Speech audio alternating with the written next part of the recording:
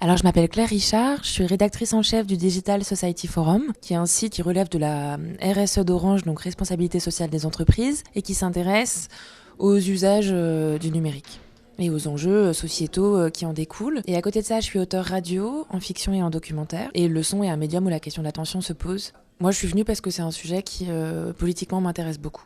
Je pense que vraiment socialement, on n'est pas du tout égaux par rapport à ces questions d'attention, que ça dépend beaucoup de sa place dans la hiérarchie du travail. Et les études sur la déconnexion le montrent pas mal. Je me souviens d'un chercheur qui, je crois, s'appelle Francis Jory-Gueberi, enfin un truc comme ça.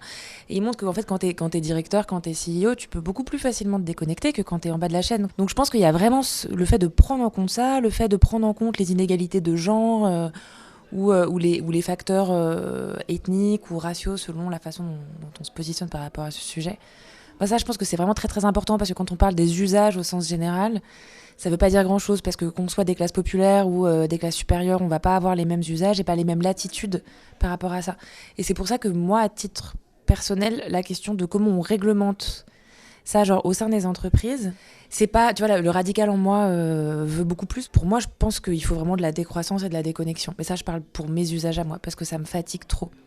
Et que je vois que mon temps de lecture, il est abîmé. Mais je dis pas que, je pense pas que ce soit valable pour tout le monde, nécessairement. Par contre, la question que les entreprises, elles prennent, elles explicitent en fait ce qu'elles attendent en termes de notification, d'animation de discussion, de communauté, de branding, tous ces trucs-là qui sont hyper insidieux, mais qui sont quand même très présents et qui sont des injonctions très fortes et qui, je pense, maintiennent beaucoup de gens dans une forme de sentiment d'obligation à exister en ligne.